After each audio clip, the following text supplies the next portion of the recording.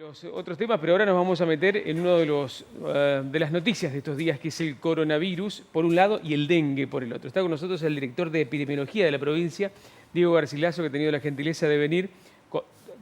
Los está ocupando los dos temas, ¿no? Sí. Inicialmente, tal vez lo más cercano es el dengue. ¿Cuántos casos hay en la provincia? Nosotros llevamos contabilizado 36 casos.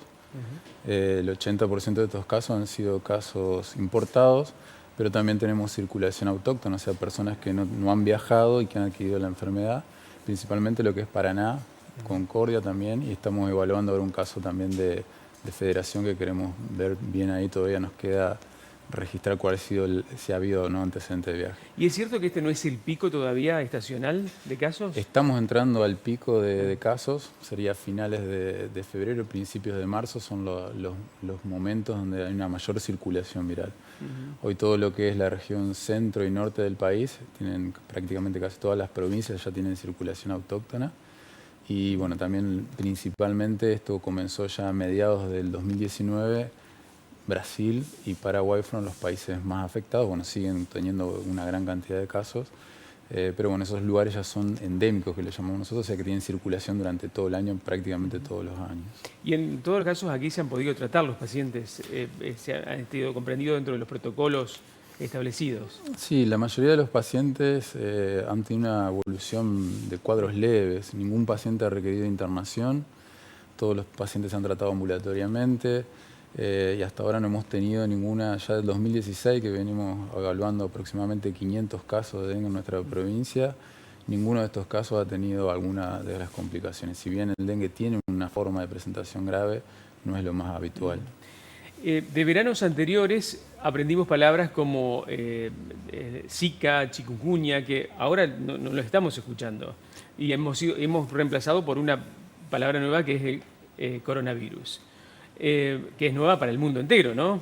¿Debe preocuparnos el coronavirus o no? Sí, acá tenemos un desafío importante sobre cómo dimensionar la situación y tampoco exagerar, digamos, en la preocupación. Lo que ha pasado fue, bueno, el coronavirus es un tipo de virus que ya circula habitualmente en los humanos, que produce generalmente resfríos. Este caso particular tiene la característica que, bueno, que saltó, por decirlo de alguna manera, de animales a humanos. Y es un virus que no se conocía, digamos, un tipo de coronavirus que se desconoce.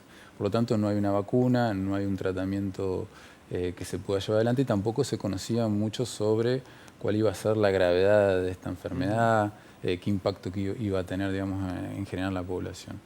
Entonces, bueno, en todo este proceso se fue aprendiendo respecto a lo que pasó en China, principalmente, que fue el lugar donde se originó este brote.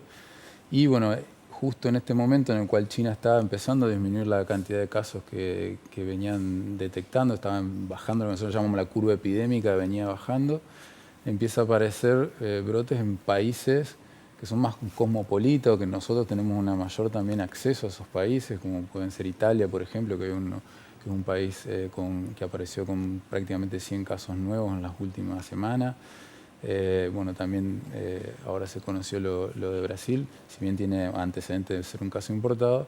Entonces esto va generando una preocupación de ver, bueno, si esto que en un primer momento iba a parecer algo que iba a estar confinado a un país, ya empieza a aparecer en otros países. Hoy en la Argentina se habló durante todo el día de dos casos posibles que finalmente dieron negativo, en el sur y en la región de Cuyo, ¿no? Sí, casos sospechosos, digamos, hay en Argentina, ya vienen habiendo desde digamos, de que se empezó a conocer la enfermedad, pero hasta ahora no se ha confirmado ningún caso, por lo menos en nuestro país, hasta lo que tenemos conocimiento. Y bueno, los países más afectados son los que hablábamos recién. El ministro de Salud de la Nación, el doctor Ginés González García, dijo que a él le preocupaba más el virus de la influenza, la gripe A, que el coronavirus. Y eso, en un punto, a la gente, bueno, si lo dice está bien, nos lleva tranquilidad. Ahora, por otro lado, yo veo que el hospital de Concordia, el Más Bernat de Concordia, tiene un dispositivo, todo, hasta un lugar, por ahí creo que hay algunas fotos que se publicaron hoy, preparado para un posible caso. ¿Eso es protocolar? ¿Es así? ¿Se tiene que hacer? Sí, hoy lo que es coronavirus, como es un virus desconocido, el manejo está más enfocado a la importación de casos y al aislamiento de los pacientes, porque no tenemos otra medida. Para la gripe sí tenemos una vacuna que puede prevenir. para el coronavirus no tenemos todavía una vacuna que pueda prevenir. Hoy el tratamiento que se hace de esta problemática es a través de tratar de cortar la vía de transmisión. Por lo tanto, el aislamiento es importante todavía en esta enfermedad, en este momento, después se va viendo cómo va evolucionando, pero es importante. Por eso hoy no solo el Mas Bernat, también el Hospital de Concepción Uruguay, San Martín también tiene ya su protocolo armado, el Hospital de Gualeguaychú. Los hospitales tienen todos un lugar aislado para un posible Tienen un caso. lugar, claro, un lugar en el cual se va a aislar.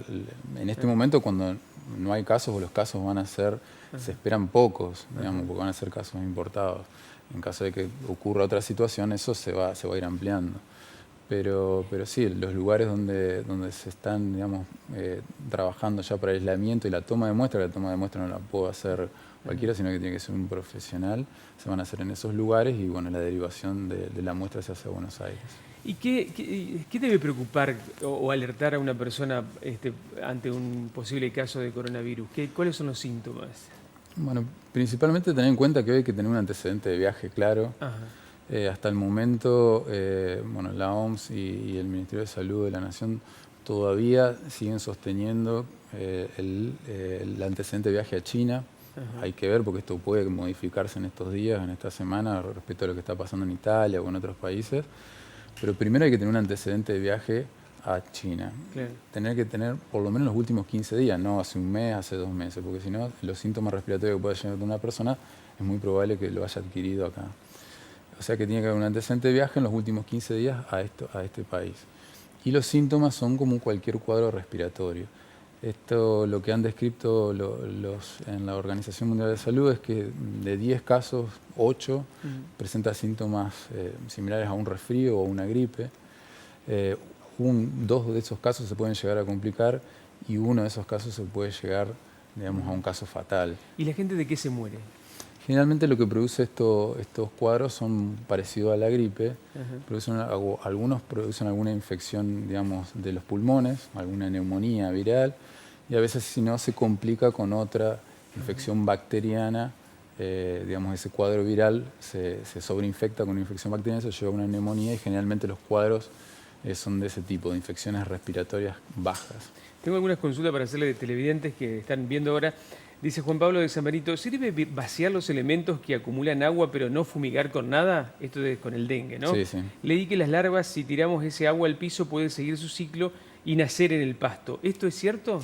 No, lo que necesita sí o sí la Aedes es que haya agua y que las larvas estén sobre agua para poder crecer. Respecto a la fumigación es un elemento dentro de los elementos que se puede utilizar para combatir el dengue, pero no es el más importante. Es un tema que siempre trabajamos también con los municipios. Es mucho más importante el trabajo intradomiciliario respecto a lo que es la descacharrización y no tanto la fumigación. La fumigación a veces incluso, y más la fumigación cuando se hace muy masiva, incluso puede ser perjudicial para lo que tiene que ver con el dengue. Si lavo con cloro los recipientes, ¿sirve para matar las larvas? Pregunta Marta de Mosconi. Sí, lo importante es lavarlo, más que con cloro, con jabón y detergente, ya es suficiente para lavar todas las zonas, digamos, donde pueda haber quedado larvas, con eso ya es suficiente. ¿En qué lugar puedo leer las zonas donde están los casos de dengue? ¿Hay alguna página donde actualicen esa información? Pregunta Miguel. Sí, bueno, el Ministerio de Salud de la provincia va notificando no solo los casos, sino también las zonas donde se van haciendo los bloqueos, que se llaman cuando hay casos confirmados. El Ministerio de Salud de la Nación también tiene su boletín epidemiológico, en donde se va notificando de todo el país. Lo que tiene el boletín epidemiológico nacional es que está un poco más atrasado porque requiere la notificación de todas las provincias. Tiene 2 semanas más retraso que, por ejemplo, la notificación que hay en las provincias. Bueno, nosotros tenemos una sala de situación también, en la cual vamos siguiendo, digamos, no solo los casos, sino las áreas de bloqueo, principalmente lo que es Paraná, bueno, Gualeguaychú también notifican cuáles son las zonas de bloqueo principalmente. Lo importante es la prevención y saber que ante cualquier caso, tanto de dengue como de coronavirus, hipotéticamente que pueda darse por acá, la provincia, los hospitales están preparados para atender esa situación, esa emergencia, ¿no? Sí, eso ya, por ahí la gente nos pregunta mucho por eso, pero el país ya está preparado desde 2009 para esta situación, porque bueno, cuando fue, no sé si recuerdan lo de H1N1, Sí, la gripe A, claro.